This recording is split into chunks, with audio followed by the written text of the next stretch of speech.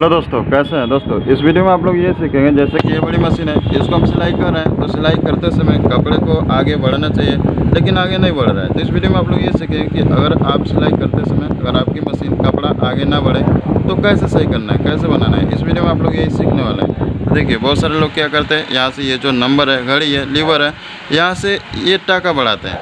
ये इसलिए बढ़ाते हैं कि आपका जो जब आप सिलाई करेंगे तो आपका जो मशीन है, कपड़ा है, वो टाका बड़ा बड़ा देगा। अगर छोटा देगा तो बड़ा बड़ा देगा, सिलाई बड़ा बड़ा होगा।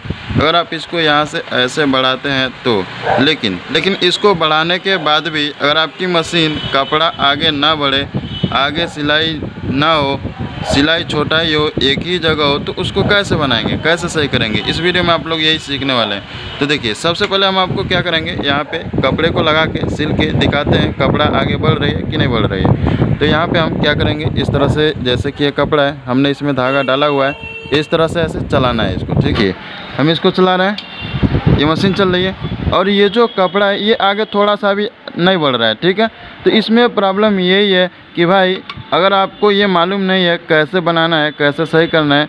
बहुत सारे लोग ऐसे मेरे सब्सक्राइबर हैं, मेरे भाई हैं, उनको मालूम है इसको बनाना, और बहुत ऐसे जो मेरे भाई हैं, सब्सक्राइबर हैं, बहुत ऐसे लोग हैं जो उनको मालूम नहीं है कि इसको कैसे सही करना है। और ये है अम्ब्रेला मशीन, बड़ी मशीन। तो देखिए, बहुत आसान है। आपको ऐसा नहीं सोचना है कि इसमें कोई सामान ख़राब है, बहुत ज़्यादा मिस्टेक है, बहुत ज़्यादा प्रॉब्लम है। ये इसलिए ये आपका सिलाई नहीं हो रहा है, ये जो कपड़ा ये आगे नहीं बढ़ रहा है। जब आप इसको मशीन को चला रहे हैं तो ये जो कपड़े को आगे बढ़ना चाहिए तो वो नहीं बढ़ रहा है। लेकिन अगर आप दिमाग भी लगाते हैं, यहाँ से ये टाका भी बढ़ाते हैं, फिर भी आगे कपड़ा नहीं बढ़ता है, तो इसका प्रॉब्लम एक ही है, इसमें कोई भी सामान ख़राब नहीं है। आपको क्या करना है, ये जो आपका प्रेशर फुट है, इस प्रेशर फुट को खोल देना है। इस तरह से एक स्क्रू ड्राइवर चाहिए, कोई भी स्क्रू ड्राइवर से सावधानी से, हाथ बचा के, चोट ना लगे, इस तरह से स्क्रू को खोलना है और इस प्रेशर फुट को ऐसे निकालना है। ऐसे निकालने के बाद ये जो धागा है, धागे को हम इधर कर देते हैं और इसको चलाना है। और ये जो दंतराल है, इस दंतराल को आपको देखना है, ये दंतराल कहीं नीचे तो नहीं गया है। और कभी कभी क्या होता है, यहाँ से ये जो दंतराल का जो पेच होता है, ढीला हो जाता है, खुल जाता है, इसके वजह से भी ये प्रॉब्लम होता है। तो अब आप क्या करेंगे, यहाँ आप देखिए, ये जो दंतराल है ये बिल्कुल नीचे है, ये बिल्कुल नीचे दबा हुआ है। अब आप इसको ऊपर करेंगे तो कैसे करेंगे, आपको तो मालूम नहीं है। लेकिन यहाँ से ये जो आपको ये भी चेक करना है कि ये जो पेच है, ये छोटा छोटा जो पेच है, ये चेक करना है कहीं ये ढीला तो नहीं है। तो चलिए हम चेक कर लेते हैं इसको, और यहाँ पे ये सही है, आपका टाइट है। ठीक है, अब आपको क्या करना है, ये जो दंतराल अब आपको ऐसा लगता है नीचे है, इसको ऊपर आना चाहिए।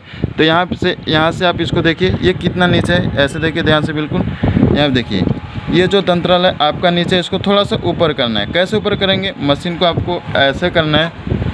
मशीन को ऐसे करने के बाद यहाँ से ये जो ऊपर वाला जो लट है और ये जो आपका जो गुटका है, जो संतरी जो इसमें कसा हुआ है, यहाँ से इस पेच को खोलना है। और ये आप सोचेंगे कि ये ऐसा क्यों हो जाता है, इसलिए हो जाता है, यहाँ से पेच ढीला हो जाता है, या फिर आपके मिस्टेक से भी ये दंतराल नीचे चला आता है। तो यहाँ से क्या करना है, ये जो पेच है, इस पेच को आपको खोलना है, यहाँ से ये थोड़ा सा ढीला करना है। और उसके बाद आपको क्या करना है, यहाँ से ये जो आपका जो चिमटी है, इसको थोड़ा सा अंदर, ऐसे अंदर इसको मारना है। ठीक है, उसके बाद यहाँ से मारने के बाद ये जो पेच है, इस पेच को आपको टाइट कर लेना है। तो चलिए भाई, इसको हम टाइट कर लेते हैं। और यहाँ देखिए, ये आपका टाइट हो गया। फिर आपको क्या करना है, मशीन को सेम ऐसे कर लेना है। मशीन को ऐसे करने के बाद आपको यहाँ पे देखना है, ये जो दंतराल आपका जो पहले नीचे था, अब ये ऊपर आया है कि नहीं आया। तो यहाँ देखिए, अभी ये ऊपर नहीं आया, यानी कि थोड़ा सा इसको अभी ऊपर और करना है। तो क्या करेंगे, मशीन को फिर से आपको ऐसे करना है, और मशीन को ऐसे करने के बाद ये जो आपका पेच है, फिर से यहाँ से इसको ढीला करना है। ढीला करने के बाद यहाँ से ढीला करने के बाद यहाँ पे ये जो आपका चिमटी है, इसको हल्का सा आप अंदर करेंगे। ये जो चिमटी है, इसको हल्का सा अंदर करेंगे ऐसे। ये देखिए, ये हो गया।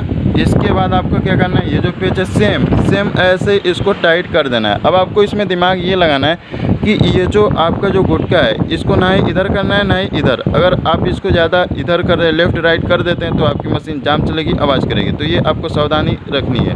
अब आपको क्या करना है, हमने तो इसको ऊपर कर दिया, फिर से मशीन को आपको ऐसे करना है। मशीन को ऐसे करने के बाद ये जो दंतराल है, यहाँ देखिए, इस तरह से मशीन चलाना है। तो ये जो आपका दंतराल है, यहाँ देखिए, ये ऊपर उठ गया।